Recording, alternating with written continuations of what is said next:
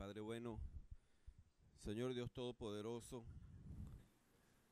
en esta hora nosotros nos atrevemos, Señor, a pedirle que, conforme a su palabra, nos santifique en su verdad, que su Santo Espíritu manifieste su poder, Señor, para transformar nuestras almas, para renovar nuestra forma de pensar, para quitar de nosotros, para desarraigar toda mentira, toda falsa enseñanza, toda filosofía humana, toda doctrina de hombres, Señor, que en alguna forma haya impedido hasta ahora que sea su verdad la que gobierne nuestra vida. Dependemos, Padre bueno, de su Santo Espíritu, todopoderoso y glorioso, para que este milagro siga aconteciendo, Señor, sabiendo que la buena obra que un día usted comenzó en cada uno de nosotros, la perfeccionará hasta el día de nuestro Señor Jesucristo. Señor, que así se cumpla su palabra en todos nosotros, para la gloria de su nombre, Señor, para que su nombre sea glorificado y exaltado. Por amor a tu nombre, Señor, sea hecho así en el nombre de Cristo Jesús. Amén y amén. Aleluya. Feliz día, amados. Bienvenidos todos. Las últimas semanas hemos incursionado, por decirlo de alguna forma, en la epístola del apóstol Pablo a los Efesios para descubrir lo que el Padre le reveló a su siervo con relación a la iglesia de Cristo. Y en esta mañana yo deseo compartir con usted parte de la historia de la iglesia del Señor, a sabiendas de que como creyentes tenemos en nuestro Señor Jesucristo nuestro ejemplo. Cada uno de nosotros como individuo tiene en Cristo su ejemplo a seguir, inconfundible, intachable, y que como grupo, como iglesia, como congregación, tenemos en la iglesia de Cristo, cuya vida de fe está descrita en el libro de los Hechos, nuestro ejemplo. Y le animo entonces que me acompañe por favor al capítulo 6 del libro de los Hechos, Hechos de los Apóstoles, como es tradicionalmente conocido, para que Dios mediante, según la misericordia de Dios, usted y yo podamos recibir de parte del Señor la corrección necesaria, el ánimo necesario, la edificación necesaria, para que no solo como individuos, sino también como grupo, como congregación, alcancemos a honrar a nuestro buen Señor y Salvador. Capítulo 6 del libro de los Hechos, Hechos de los Apóstoles, o Hechos de la Iglesia de Cristo. Versículo 1 en adelante dice en la versión Reina Valera de la siguiente manera: en aquellos días, como creciera el número de los discípulos, hubo murmuración de los griegos contra los hebreos, de que las viudas de aquellos eran desatendidas en la distribución diaria. Entonces los 12 convocaron a la multitud de los discípulos y dijeron: no es justo que nosotros dejemos la palabra de Dios para servir a las mesas. Buscad pues, hermanos, de entre vosotros a 7 varones de buen testimonio, llenos del Espíritu Santo y de sabiduría, a quienes encarguemos de este trabajo. Y nosotros persistiremos en la oración y en el ministerio de la palabra. Agradó la propuesta a toda la multitud y eligieron a Esteban, varón lleno de fe y del Espíritu Santo, a Felipe, a Prócoro, a Nicanor, a Timón, a Parmenas, y a Nicolás, prosélito de Antioquía, a los cuales presentaron ante los apóstoles, quienes, orando, les impusieron las manos. Y crecía la palabra del Señor, y el número de los discípulos se multiplicaba grandemente en Jerusalén. También muchos de los sacerdotes obedecían a la fe. Y Esteban, lleno de gracia y de poder, hacía grandes prodigios y señales entre el pueblo. Entonces se levantaron unos de la sinagoga, llamada de los libertos, y de los de Cirene, de Alejandría, de Cilicia y de Asia, disputando con Esteban. Pero no podían resistir a la sabiduría y al espíritu con que hablaba. Entonces sobornaron a unos para que dijesen que le habían oído hablar palabras blasfemas contra Moisés y contra Dios.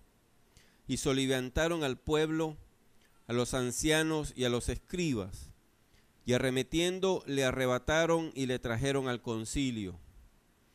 Y pusieron testigos falsos que decían: este hombre no cesa de hablar palabras blasfemas contra este lugar santo y contra la ley. Pues le hemos oído decir que ese Jesús de Nazaret destruirá este lugar y cambiará las costumbres que nos dio Moisés.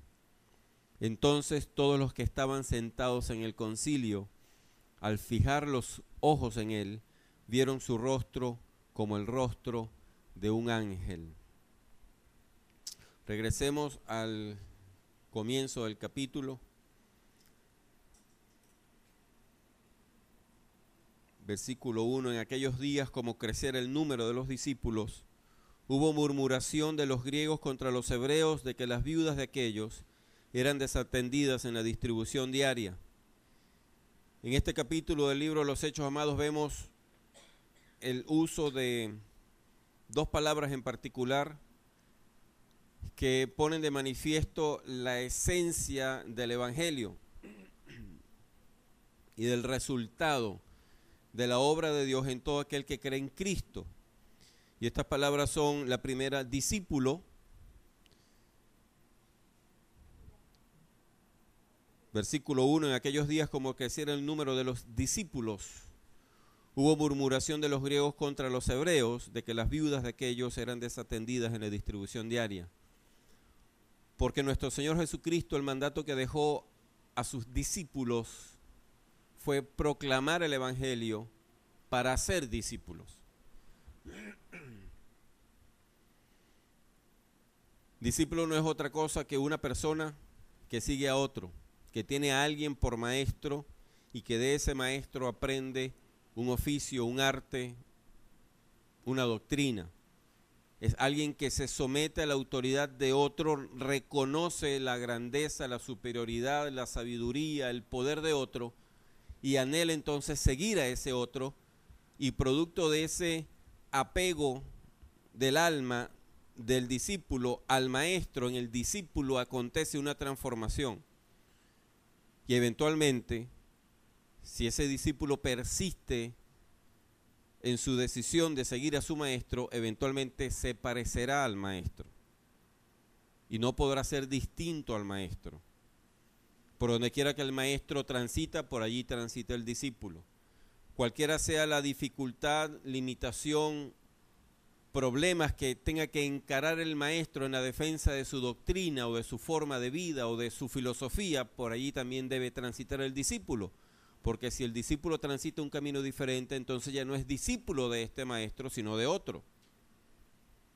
Así que desde temprano el Señor Jesucristo le dijo a la gente que Él estaba proclamando buenas nuevas de salvación y que los que le siguieran a Él debían ser sus discípulos. Hombres y mujeres dispuestos a seguirlo a Él, dispuestos a imitarlo a Él, dispuestos a parecerse a Él. Y la iglesia de Jesucristo, amados hermanos, se supone que está conformada por gente discípula de Cristo. Gente que en Cristo ha encontrado la majestad, la perfección, la santidad, la bondad de Dios, y por causa de ese descubrimiento, entonces ahora su alma está prendada, enganchada, enamorada de Jesucristo y reconoce que solamente siguiendo a Cristo su vida tiene sentido. Y eso es lo que se supone que somos todos nosotros, discípulos de Jesucristo. Y se supone que en esta vida de discipulado que usted y yo tenemos como creyentes, nos debemos animar los unos a los otros a ser discípulos de Jesucristo, de nadie más. Porque nadie más merece ser el maestro de nuestras almas, en términos absolutos. Lo que quiera, cualquiera sea el servicio que usted y yo nos prestemos el uno al otro, ese servicio debe apuntar a animarnos a ser discípulos de Cristo fieles, seguidores del Señor en toda circunstancia. Llueva, truene, relampaguee, en abundancia, en escasez, con comida, sin comida, con enfermedad, sanos. Debemos animarnos siempre los unos a los otros a ser discípulos de Jesucristo. Porque la iglesia de Cristo está formada por discípulos de su Señor. Los miembros del cuerpo de Cristo tienen una cabeza cuyo nombre es Jesucristo de Nazaret. Y por esa cabeza debemos ser gobernados, debemos ser guiados, debemos ser sustentados. Las ideas que motorizan nuestra vida, las ideas que gobiernan nuestros planes, deben todas provenir de Jesucristo, porque somos discípulos de Cristo. Hay una transformación, hay un milagro que acontece, llámelo revolución si quiere, que acontece cuando creemos en Cristo, y es que desde ese instante ahora tenemos una relación con Dios que antes no existía. Y por ese acto de fe ahora nos relacionamos con el Dios todopoderoso y soberano, a quien antes ignorábamos, menospreciábamos y por lo tanto desobedecíamos. Pero ya no pasa así. Ahora somos discípulos de Cristo y tenemos un Padre en los cielos que está esperando de sus hijos obediencia apasionada. Pero no solamente pasa eso en el Evangelio o como consecuencia del Evangelio, sino que habiéndose corregido la relación que antes teníamos con Dios o la ausencia de tal relación, ahora Dios corrige la relación que tenemos los unos con nosotros. Entonces, mirando hacia arriba, ahora nos vemos a nosotros como discípulos de Cristo, pero mirando hacia los lados, también nos vemos diferentes los unos a los otros. Porque no puede seguir siendo igual la relación que teníamos todos nosotros. Si antes nos conocíamos o no nos conocíamos, antes nuestra falta de relación con Dios afectaba de manera pecaminosa la relación que teníamos los unos con los otros. Y habiendo resuelto el problema inicial, el de la relación con Dios por medio de la fe en Cristo y siendo ahora discípulos del Señor, ahora resulta que también nuestra relación es transformada. La que tenemos usted y yo en el plano humano, en términos horizontales. Fíjese cómo dice en el versículo 2, entonces los 12 convocaron a la multitud de los discípulos y dijeron, no es justo que nosotros dejemos la palabra de Dios para servir a las mesas. Buscad pues, hermanos. Los apóstoles eran judíos de nacimiento, de procedencia, de abolengo, de genética. Pero leímos antes que la dificultad que se presentó en la iglesia en particular era por causa de la injusticia en la distribución del alimento que se le suplía a las viudas de judíos convertidos a Cristo y de griegos convertidos a Cristo. Y el término griego aquí, amados, recordemos que para la época de nuestro Señor, los judíos a todo el mundo lo veían mal. Quien no fuese judío era gentil.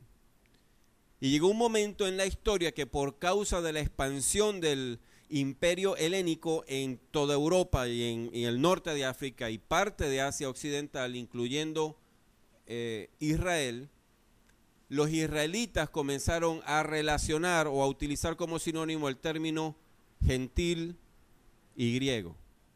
Así que aquí está hablando de cristianos que venían de la nación judía y cristianos que venían de la nación gentil, o el resto de los demás. los griegos.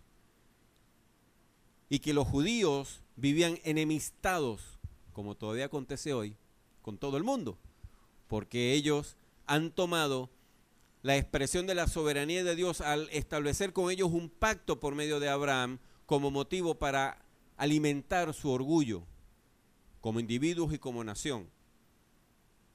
Así que aquí vemos entonces a los apóstoles dirigiéndose a un grupo de personas que antes de Cristo eran para ellos perros. Algunos judíos y algunos gentiles o griegos. Y ahora no los llaman ni perros, ni gentiles, ni griegos. Los llaman hermanos.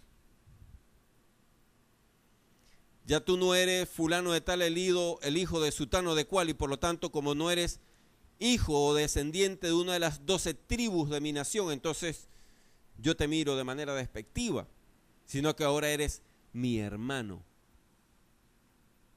Un milagro da como resultado otro milagro. El milagro de confiar en Cristo como nuestro Salvador obra el milagro de unirnos a Dios y echa por tierra, segundo milagro, toda separación que usted y yo hayamos levantado entre nosotros por la razón que sea. Porque unos somos orientales o porque otros somos maracuchos, porque unos somos valencianos y otros somos caraqueños, porque yo soy del Magallanes y yo soy del Caracas.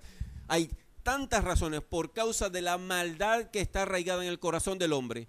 Hay tantas razones, algunas de ellas absurdísimas, por las que nosotros los seres humanos nos atrevemos a levantar paredones entre nosotros y a vivir en lugar de en armonía, en paz los unos con los otros. Vivimos en una continua guerra, en una querella, en una manifestación de envidia, en una crítica continua, en un señalamiento, en una condenación. Pero se supone que los discípulos de Cristo ya no vivimos así, ¿verdad? Ya no somos negros o blancos, ya no somos ni machos ni hembras, ya no somos ni viejos ni jóvenes, somos hermanos. Porque tenemos un Padre, si es que tenemos un Padre.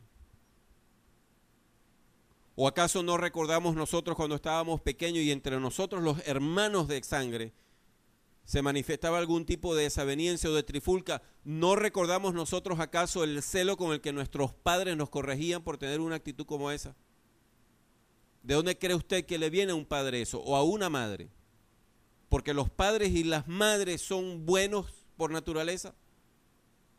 ¿La sabienda que la Biblia dice todo lo contrario? No, amados, es porque Dios ha decidido que en las relaciones entre los hombres se manifiesta en alguna medida la clase de relación que Él anhela tener con nosotros. Y Él ha dicho de sí mismo ser nuestro Padre. Y por causa de tener un Padre, usted y yo no tenemos opción, somos hermanos. Aleluya. Así que yo no tengo opción, yo tengo que amar a Oscar, como quiera que sea Oscar, porque él cree en Cristo. Si es que yo creo en Jesucristo.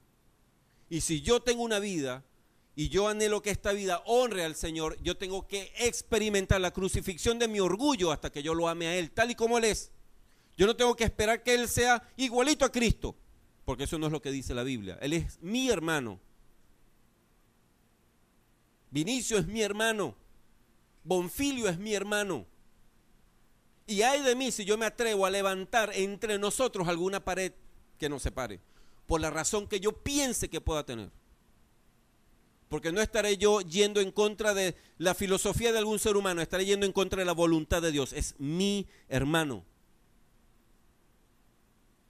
Donde quiera que se reúna, cualquiera sea el dialecto que hable, pronuncie bien o no pronuncie bien, sea flaco, sea gordo, hombre o mujer, casado, soltero, vive en el norte, en el sur, huela bien o huela mal.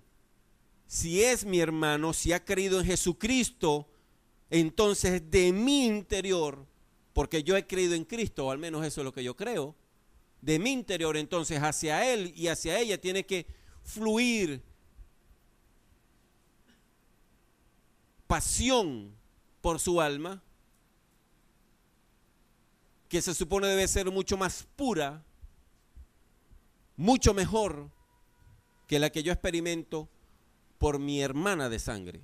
y el resto de mis hermanos de sangre, hijos de mi papá, y la hermana que es hija de mi mamá y de mi papá. Si yo no tengo esa cara, si esa no es mi experiencia, si aquí dentro yo no siento eso, si a mí no me duele, hablábamos hace un rato de la situación de nuestro hermano Gustavo, si a mí no me duele por donde está pasando Gustavo, aquí adentro, más de lo que me duelen las cosas que vive mi hermana, que fue con la que yo me crié, entonces yo no estoy viviendo este evangelio, me estoy inventando otro evangelio. Y estoy menospreciando a Jesucristo y estoy metido en problemas. Yo estoy metido en problemas. Porque si yo no soy capaz de poner a Cristo primero, antes que a mi papá, a mi mamá, a mis hermanos, a mis amigos de la infancia, a mi primo querido, a mi abuelita del alma, entonces yo no merezco ser discípulo de Cristo. Quizás sea discípulo de cualquier otro, pero de mi Señor Jesucristo no. Y si yo soy discípulo de Cristo, es inevitable que también experimente ser hermano suyo.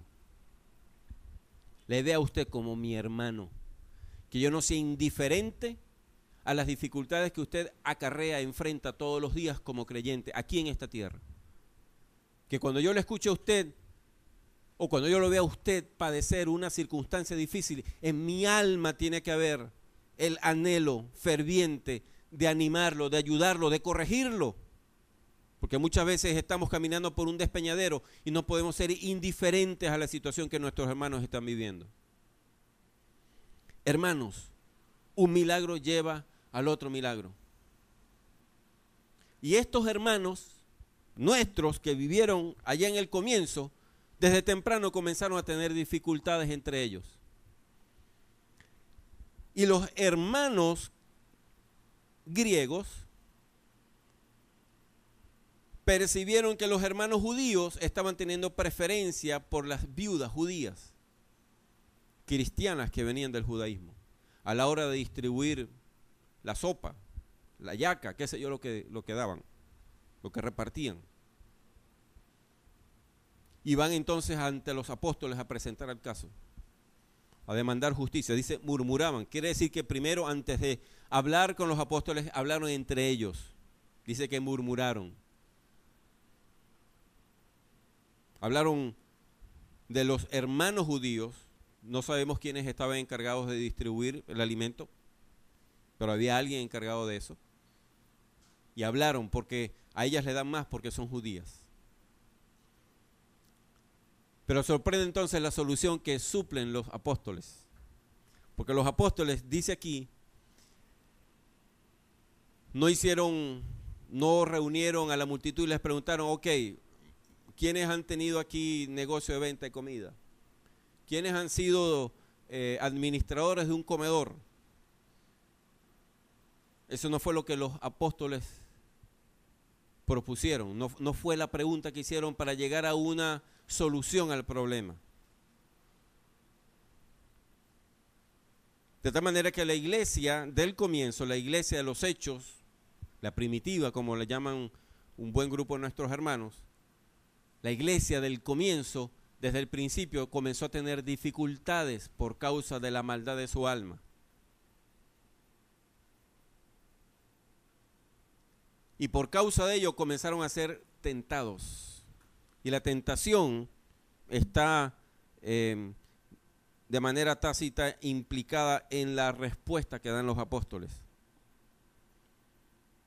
Versículo 2, entonces los 12 convocaron a la multitud de los discípulos y dijeron, no es justo que nosotros dejemos la palabra de Dios para servir a las mesas. Los apóstoles entendían que era radicalmente importante alimentar a los hermanos con la palabra de Dios y que esa era su responsabilidad fundamental. No niegan ellos la importancia de la justicia a la hora de administrar el alimento diario a los más necesitados, porque no evadieron la solución al problema, pero están señalando el hecho de que, ok, ustedes están preocupados por eso, perfecto, pero nosotros tenemos una preocupación mayor que esa. Y para atender aquella necesidad no podemos nosotros por atender esta necesidad inmediata, no podemos desatender aquella que es de mayor importancia. Así que vamos a hacer algo. Busquen entre ustedes, no administradores, no contadores, no ingenieros, no cocineros, no administradores de comedor, no. Busquen entre ustedes a 7 varones de buen testimonio, cuya vida evidencie que efectivamente han creído en Jesucristo, que no tienen una fe de pacotilla, no es una fe fingida, es una fe que produce como resultado una vida, un testimonio que la gente ve, evalúa y juzga como un buen testimonio. Llenos del Espíritu Santo y de sabiduría, a quienes encarguemos de este trabajo. Porque la iglesia de Cristo, amados hermanos, tiene una tarea sobrenatural que cumplir, aún en las cosas más cotidianas, comunes, rutinarias de la vida que vivimos aquí en la tierra. Aún en esas circunstancias, necesitamos nosotros manifestar lo que cantábamos al comienzo: al Dios de todo poder. Porque en Él hay poder. Y si nosotros estamos en Dios y estamos honrando a Dios y estamos creyéndole a Dios, como dice la Escritura, entonces en nosotros se manifestará poder. Poder para perdonar, poder para reconciliar, poder para amar, poder para sanar, poder para restaurar, poder para corregir lo que está torcido, poder para perseverar en la verdad.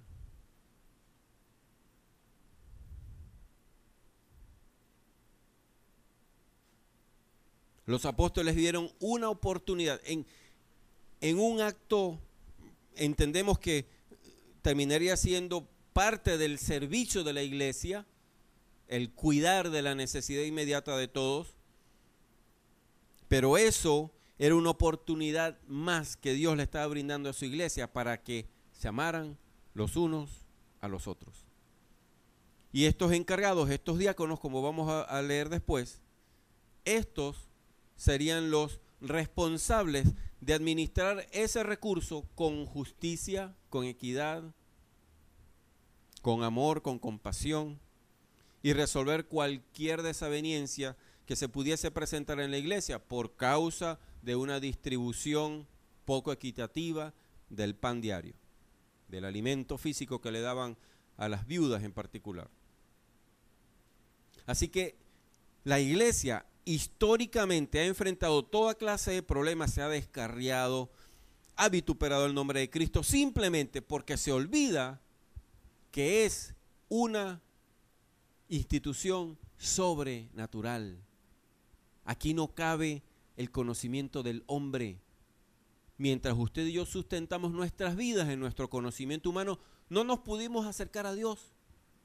Tuvo que acontecer un milagro en el que nuestra filosofía, nuestra física, nuestras matemáticas, nuestra química, nuestra biología no alcanzó para explicar lo que estuvimos viviendo, para que entonces usted y yo pudiéramos mirar más allá y apelar al que tiene un poder incomprensible.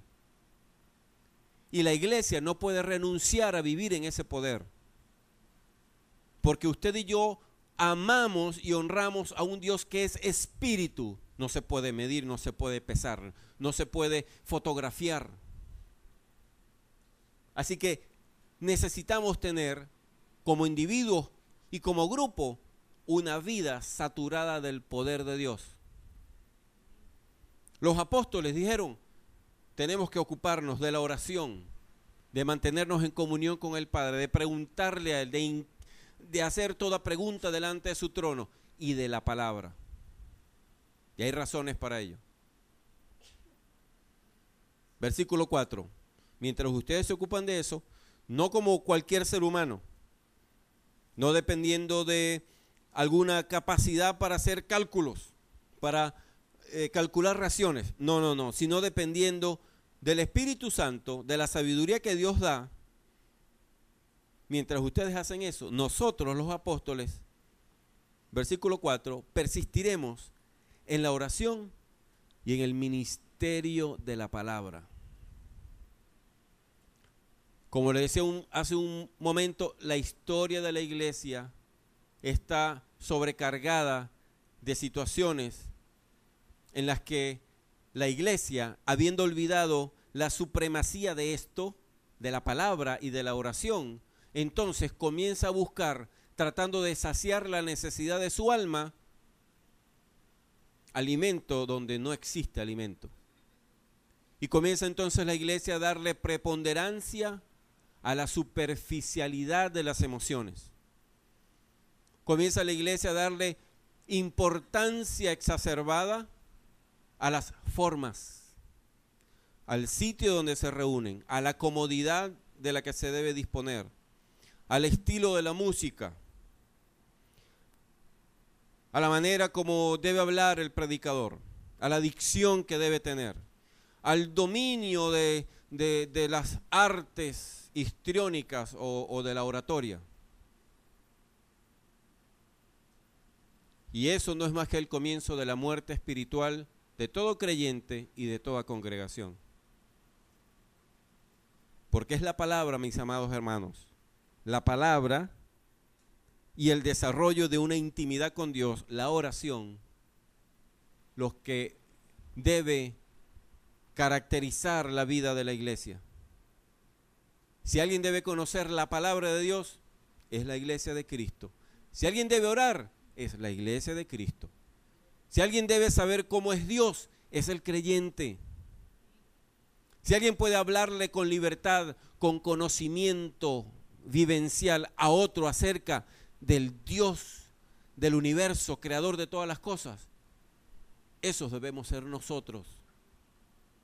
Si alguien puede decirle a otro, esa situación no es de Dios, con toda certeza, con toda autoridad y con toda mansedumbre, debe ser un creyente. Porque ese creyente se ha ocupado de una vida saturada de oración y de palabra. Porque el Cristo de la gloria, dice la palabra, en el capítulo 1 de Juan, es el verbo que se hizo carne. Es la palabra de Dios que un día habitó entre los seres humanos. No la palabra de nadie más, la palabra de Dios. Así que la iglesia de Cristo, en lugar de estar tan preocupada por conocer la palabra de algún otro, y si no es palabra de Dios, hay una sola opción, amados hermanos. Esta palabra dice que en el mundo espiritual no existen 3 estados, existen 2 estados posibles, o existen 2 bandos posibles. Si la palabra no es de Dios, es de Satanás, punto. Aunque el hombre le ponga cualquier otro adjetivo, si no es la palabra de Dios, es de Satanás. Y si usted y yo no estamos inmiscuidos, saturados, sumergidos, prendados, enamorados, subyugados, embelesados por la palabra de Dios, entonces nuestra vida como creyentes es una vida vacía, es una vida llana, carece de profundidad, carece de poder, es una vida sin fe. Cuando usted y yo creímos en Cristo, amados, si creímos como dice las Escrituras, debiéramos entender, asumimos la suprema responsabilidad de nuestra existencia. Y es tener una vida que honre a Dios. Y no podemos alegar que yo amo a Dios, yo creo en Dios, yo sé cómo es Dios si yo no vivo metido en esta palabra. Si yo no pienso, si mi mente no se enfoca, ok, ¿qué es lo que dice? ¿Qué fue lo que enseñó mi Señor Jesucristo? El Señor le dijo a los discípulos, id a todas las naciones, predica el evangelio. Y a esos discípulos enseñándoles ¿qué? Que hagan lo que yo les enseñé, que pongan por obra mis palabras. En eso consiste ser un discípulo de Cristo. ¿Cómo puedo yo alegar que soy un discípulo de Jesucristo si no me he ocupado en conocer la palabra de mi Señor? ¿Cómo puedo yo decir, sí Señor, yo te estoy siguiendo a ti, si yo no sé qué es lo que Él me dijo que hiciera? El camino que Él trazó con su palabra para mí, que Él extendió delante de mí, no lo conozco. ¿Cómo sé yo que voy por buen camino si esta palabra yo no la conozco? Si no permito que esta verdad una y otra vez me juzgue, me corrija. me aliente. Cuando uno infla un globo y se va poniendo así, cuando uno se mete en la palabra, tiene uno una angustia, una dificultad, un problema, lo que hace uno viene aquí a esta palabra y Dios le dice a uno, yo soy Dios, estate quieto. Y esa palabra disipa el temor, la duda, la incertidumbre, la preocupación. Se desaparecen los malos pensamientos de la mente. Porque esta palabra, amados, está viva. Este es Cristo. Yo no puedo decir que yo creo en Cristo, que yo conozco a Jesucristo si yo no conozco su palabra. Si yo no me he apartado a solas para que el Espíritu Santo me hable la palabra de Cristo a mi alma, a mi corazón, a mi mente. Si antes de sentarme horas delante de un televisor, yo prefiero pasar ese tiempo a solas en la palabra, con el Espíritu de Dios, escuchando a Dios en su palabra. Es una batalla, amados. Y menciono la televisión porque es quizás uno de las formas más sutiles y comunes con las que Satanás alcanza a entretenernos a la iglesia. Y nosotros nos dejamos, de paso. No es que vamos ahora a salir diciendo ese cochino diablo, no, somos nosotros los responsables. Porque cuando Cristo regrese no va a llamar a Satanás a preguntarle por qué los entretuviste. Eso no es lo que dice la Biblia. La Biblia dice que Él nos va a llamar a nosotros a exigirnos cuentas de lo que hemos hecho con lo que Él nos ha dado. Y en primer lugar se dio a sí mismo, es decir, se dio a su palabra, o nos dio su palabra.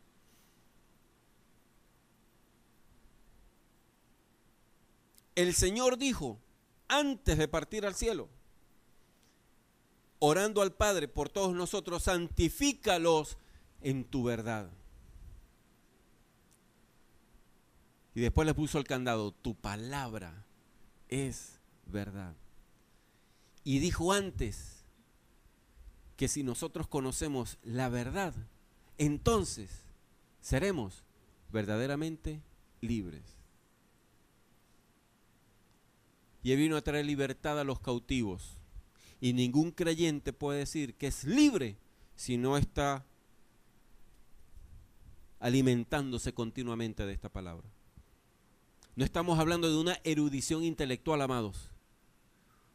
Estamos hablando de la experiencia en la que esta palabra viene y atraviesa nuestras almas y desnuda nuestros corazones y hace un diagnóstico de nuestra enfermedad y nos dice qué es lo que tiene que ser corregido. Y por causa de esa experiencia, entonces usted y yo somos transformados, santificados, hechos nuevos. Ya no somos la misma persona. Pero eso es imposible sin la palabra. Porque es la palabra la que alumbra. Y nos demuestra sin lugar a dudas que efectivamente somos malos, mal pensados, inicuos, lujuriosos, mentirosos, avaros. Y que contra esa vieja naturaleza necesitamos mantenernos firmes, sustentados en la palabra. Porque ya no le pertenecemos al viejo dueño que teníamos antes, sino que le pertenecemos a Cristo. Así que la iglesia necesita mantenerse enfocada en la palabra, no en entretenimiento. La iglesia no necesita entretenimiento. Hay cosas que se pueden tener, pero ninguna de ellas puede desplazar a la palabra. Hay cosas que se pueden hacer, pero ninguna de ellas puede desplazar a la palabra. Y si como iglesia nosotros nos mantenemos enfocados en eso, podremos perseverar en esta salvación. Pero en el instante en el que algún creyente en su alma desplaza a la palabra del Señor y allí coloca a cualquier otro u otra, en ese instante ese creyente se está apartando de Jesucristo y comienza a pagar las consecuencias. Se hace evidente que su fe se ha debilitado. Allí comienzan los descarríos, allí comienza la apatía, allí comienza el regresar como el perro al vómito, o la puerca al cieno. Las cosas que ya habíamos superado en Cristo es como que si resucitaran de entre los muertos y una vez más estamos esclavizados en el viejo estado, porque nosotros descuidamos la palabra. Dejamos de leer, dejamos de meditar en esta palabra, dejamos de orar a Dios según la palabra, dejamos de hablar la palabra los unos con los otros. Nuestra mente la desocupamos de la palabra y la ocupamos en otras cosas. Resulta evidente que en estos tiempos, amados, el ser humano vive embelesado por el bombardeo de imágenes. El cerebro del hombre funciona en base a imágenes. Usted y yo leemos una palabra y lo que el cerebro forma, para que entendamos, es una imagen. Eso lo sabe el hombre. Y de eso el hombre saca provecho para ganar más y más dinero. Así que nosotros tenemos que ser sabios y prudentes a la hora de exponernos al bombardeo de imágenes. Porque o alimentamos al espíritu o alimentamos a la carne. No existe un terreno neutro, un término medio. Si lo que hacemos no alimenta al espíritu, está alimentando a la carne.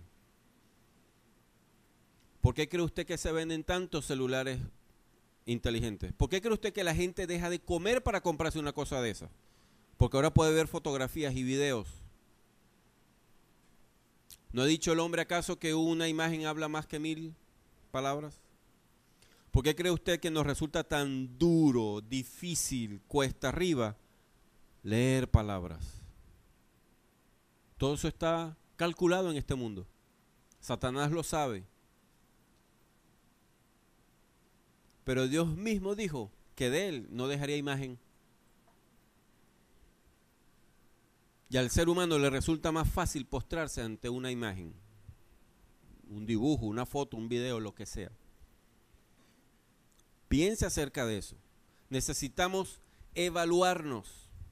Una de las bendiciones de estas festividades que se celebran es que la gente suele bajar la velocidad de su vida. Se va de vacaciones, se supone.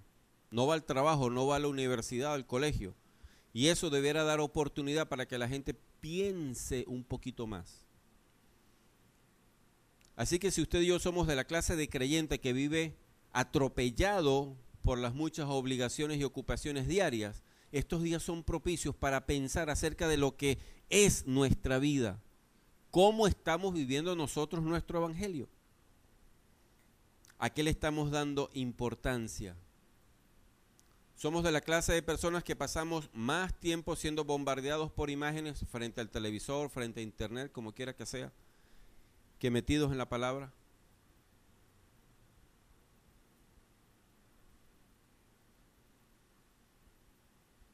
Capítulo 8 de Juan, versículos 31 y 32 dice: si vosotros, dice el Señor Jesucristo, si vosotros permaneciereis en mi palabra, seréis verdaderamente mis discípulos y conoceréis la verdad, y la verdad os hará libres. ¿Cómo puedo saber yo si soy un discípulo de Jesucristo? Si soy un neófito, ignorante de la palabra. Y no tenemos excusa, amados. En la época de los apóstoles no existía la imprenta. Dependían de manuscritos. Era tedioso el proceso de reproducir un texto. No todo el mundo leía. Era un privilegio de muy pocos saber leer y escribir. Así que la gente dependía de que otro le leyera las escrituras. Pero eso no nos pasa a nosotros. Algunos de nosotros hasta bilingües somos, o trilingües, o políglotas. Hubo épocas en las que el texto sagrado era prohibido, todavía lo es en algunas partes. Pero en la misma iglesia de Cristo existía el tabú de que esta palabra solo podía ser accesible a los sacerdotes.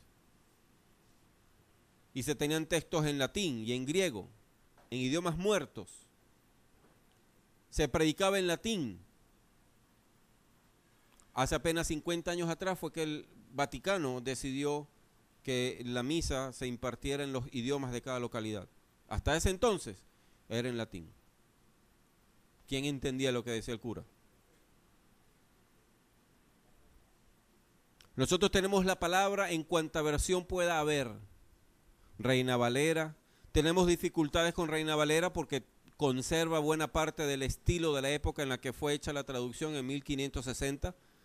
Hay muchos vocablos en desuso, formas de estilo gramatical que ya no se usan, y eso requiere un mayor ejercicio para nuestro intelecto. Pero eso no es problema. Está la nueva versión internacional, Palabra de Dios para Todos, nueva traducción viviente, la Biblia de las Américas. Y pare usted de contar. Versiones es lo que sobra. Lo que nos falta muchas veces es disposición para meternos en la palabra, y para depender de la palabra, y para obedecer a la palabra, y para gozarnos en la palabra. Eso es lo que nos falta. Porque todavía preferimos invertir o malgastar, mejor dicho, para ser más bíblico, malgastar 30 minutos, 1 hora, 2 horas hojeando una revista. Yo estaba en eso ayer, por cierto. Tenía años una tal Cosmopolitan, porque mi mamá la compraba cuando yo era pequeño. Y otra que se llama muy correctamente Vanidades. Mejor nombre no pudieron ponerle.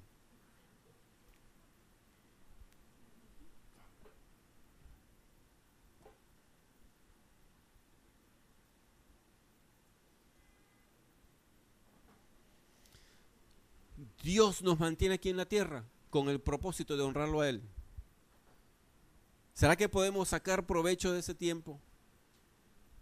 Siendo gente que se inmiscuye en la palabra, que haga preguntas, le pregunte a Dios, Señor, ¿qué significa esto? El que ha tenido esa experiencia sabe que acontece una obra sobrenatural del Espíritu en el alma, porque llega un momento en el que uno siente como que le hablaran, y uno ve cosas y entiende cosas que antes no entendía. No solamente asuntos bíblicos, asuntos de la vida en general, asuntos acerca de uno mismo.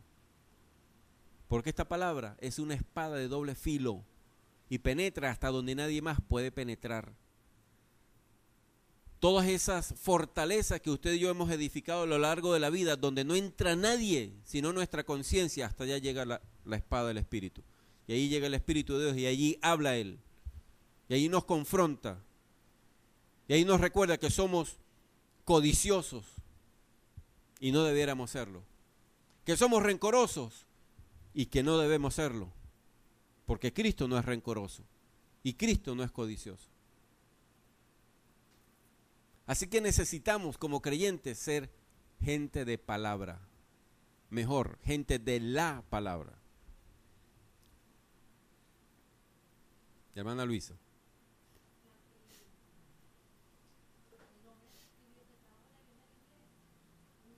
Ajá. Sí, todas esas cosas pasaron. Yo no recuerdo sinceramente si al hermano Reina lo sometieron bajo la Inquisición, pero fue en esa época, ¿verdad? 1560, si no me falla la memoria. Y nosotros persistiremos en la oración y en el ministerio de la palabra. Y en el versículo 7 dice, y crecía la palabra del Señor. Y el número de los discípulos se multiplicaba grandemente en Jerusalén. También muchos de los sacerdotes obedecían a la fe. Eso es un milagro. Sacerdotes judíos, conocedores de la ley, para quienes la idea de que alguien más o de que Dios pudiera ser uno, pero si es uno, pero también es tres. Es uno, pero son tres personas. Es uno, pero es el Padre, es el Hijo y es el Espíritu. Sigue siendo todavía el gran escollo para sus almas, la piedra de tropiezo. Que un sacerdote judío crea, como le pasó al apóstol Pablo, que era un erudito de la palabra, conocedor como fariseo que era de las Escrituras, que él pudiera ver a Jesucristo como Dios, a un hombre que se manifestó aquí en la tierra de carne y hueso, eso solamente Dios lo puede hacer, el Todopoderoso, nadie más. Y crecía la palabra del Señor. El apego a la palabra, el amor a la palabra, el depender de la palabra, el obedecer a la palabra, va a generar, acarrear consecuencias en nuestra vida. Y en los versículos que siguen nos habla acerca de uno llamado Esteban, a quienes la palabra define como un varón lleno de fe y del Espíritu Santo. A ese Esteban, fíjese cómo dice en el versículo 8, y Esteban lleno de gracia y de poder, hacía grandes prodigios y señales entre el pueblo. Entonces se levantaron unos de la sinagoga llamada de los libertos y de los de Cirene, de Alejandría, de Cilicia y de Asia. Asumamos que era uno de cada sitio, por lo menos, al menos uno. Entonces, por lo menos se levantaron 1, 2, 3, 4, 5. Al menos 5 se pusieron de pie, disputando con Esteban o refutando lo que Esteban estaba diciendo. Versículo 10. Pero no podían resistir a la sabiduría y al espíritu con que hablaba. ¿Qué hablaba Esteban? ¿De qué hablaba Esteban? ¿De quién hablaba Esteban? En el capítulo anterior, en el versículo 42 dice, y todos los días en el templo y por las casas no cesaban de enseñar y predicar a Jesucristo. Así que cuando Esteban se paró en la sinagoga, o sea, el sitio de reunión donde estaban los que conocían acerca de las Escrituras, de la ley y de los profetas, y comenzó a predicar de Cristo, no fueron unos neófitos los que se pararon a discutir con él, era gente conocedora de la ley, al menos 5 de ellos, pero no podían resistir a la palabra.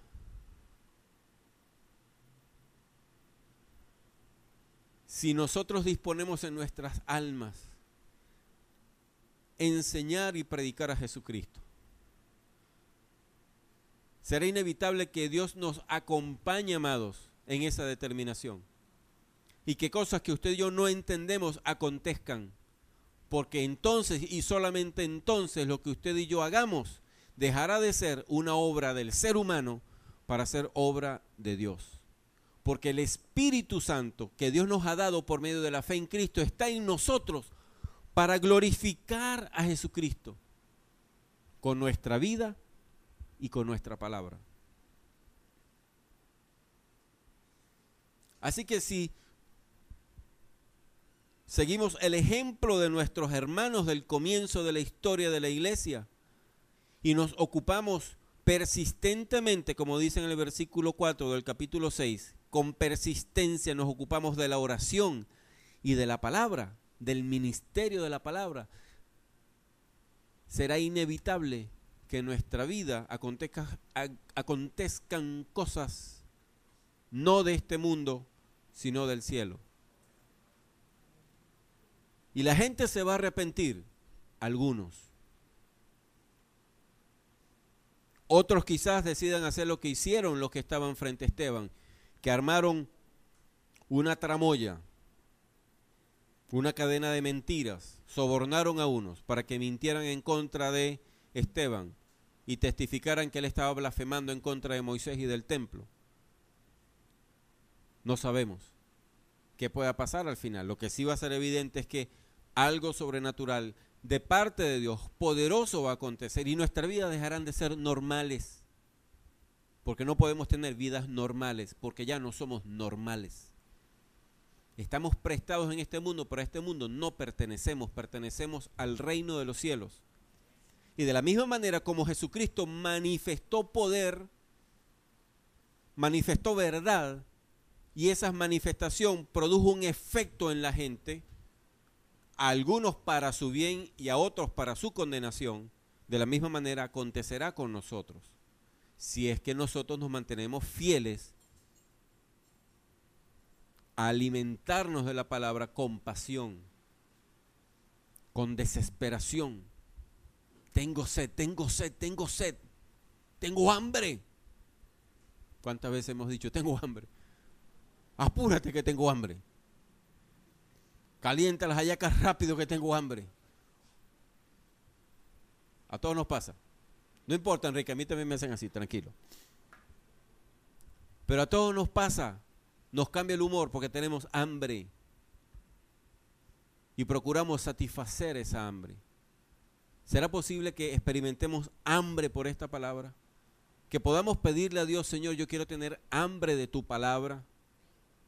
Y que estemos conscientes de que la atención que Dios le preste a esa oración va a significar para nosotros cambio en nuestra vida, cambio de hábitos, de rutinas, que finalmente quizás tengamos que admitir que hemos malgastado el dinero para entretenernos a nosotros mismos con vanidades,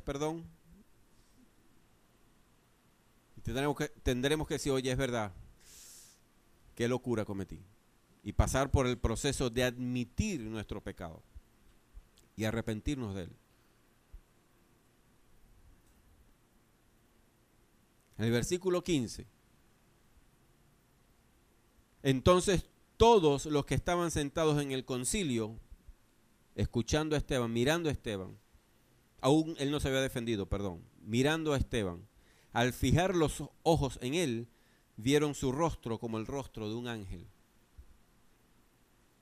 Y a este Esteban, varón lleno de fe y del Espíritu Santo, lleno de la palabra de Cristo, aunque le vieron el rostro como un ángel y aunque no pudieron disputar con su palabra, lo mataron a pedradas. Pero a Esteban en absoluto le importó, porque en el proceso él vio la gloria de Dios.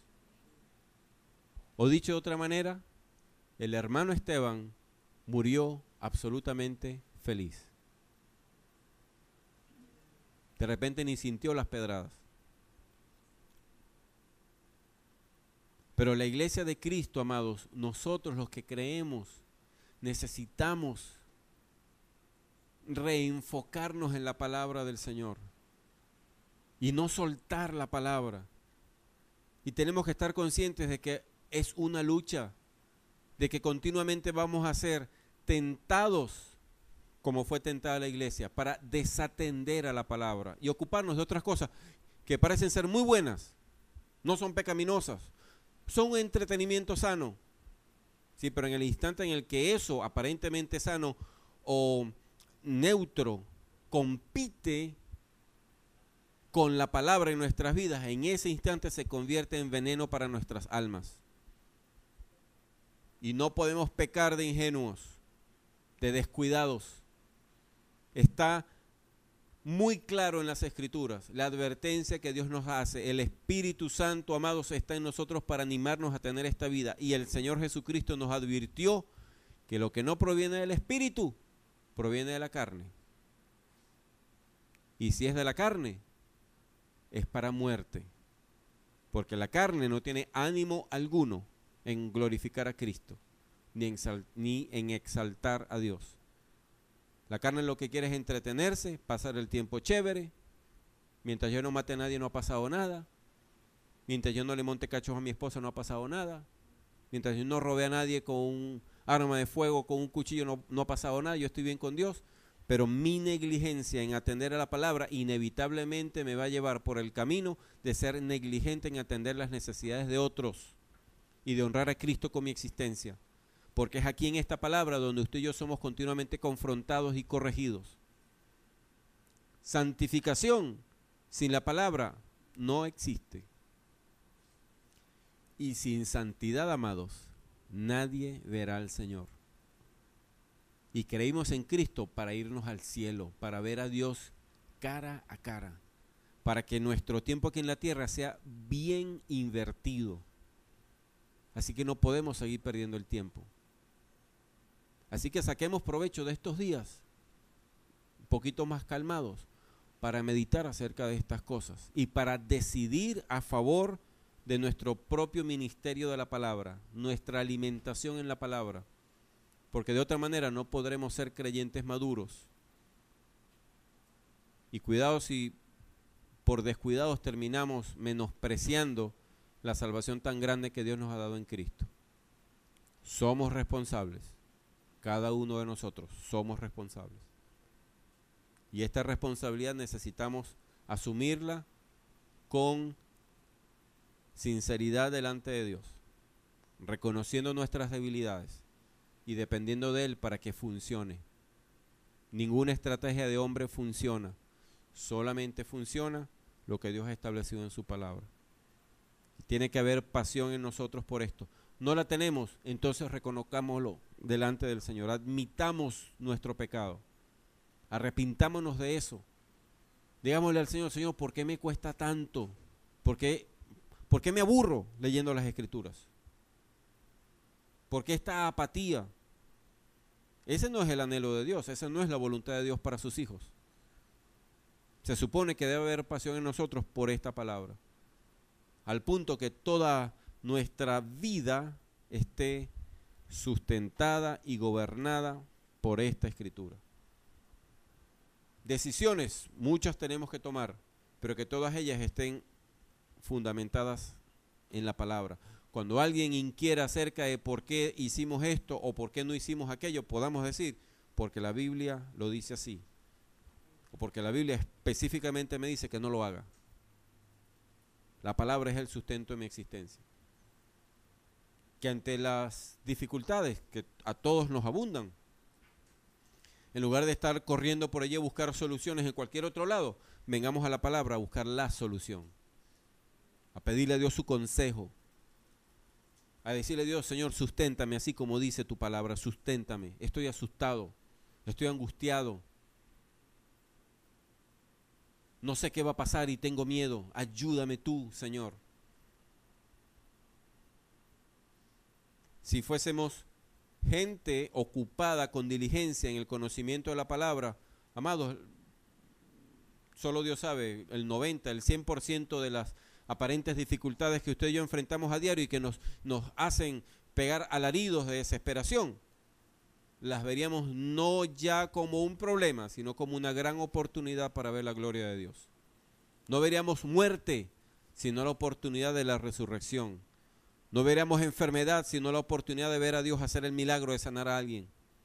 No veríamos un hueco de escasez, sino la oportunidad en la que Dios manifieste su amorosa disposición a suplir toda necesidad. Ya no habría desesperación, sino gozo y paz. Pero eso no existe sin esta palabra.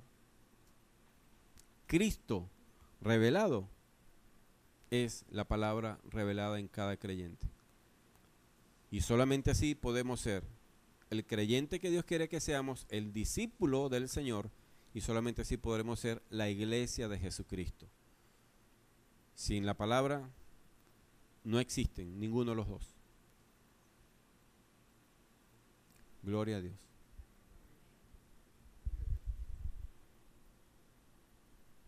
Hasta aquí me ha ayudado el Señor en este día. Oremos. Padre, Señor, cuán maravillosa es tu palabra, Dios eterno.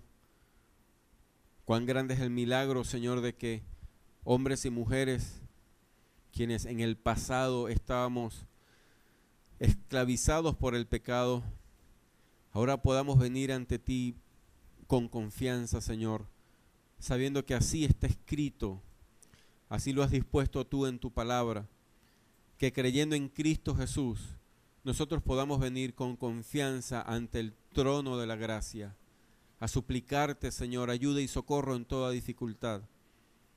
Señor, reconocemos que todavía no tenemos el amor que debiéramos tener por tu palabra. De esto, Padre eterno, nos arrepentimos, reconocemos la maldad, la negligencia de nuestras almas. Y te damos gracias porque sabemos que la paciencia que has manifestado hacia nosotros es para conducirnos al arrepentimiento. Y sabemos también por tu palabra, Señor, que si nos arrepentimos y nos humillamos delante de ti, tú no nos rechazas, sino que nos recibes y nos restauras, Señor. Te suplicamos en el nombre de Cristo, que pongas en nosotros, Señor, pasión, hambre y sed por tu palabra. Anhelo de estar contigo, Señor, en tu escritura santa.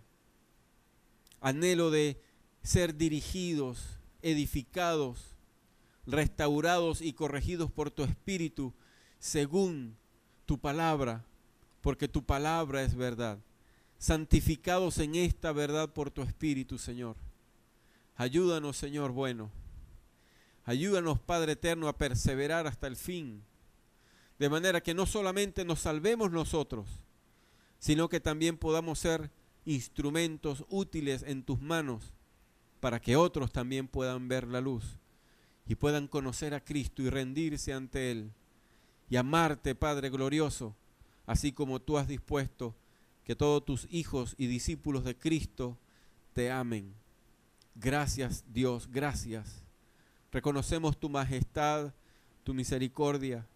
Gracias, Señor. En el nombre de Cristo Jesús. Amén. Y amén. Aleluya. Aleluya.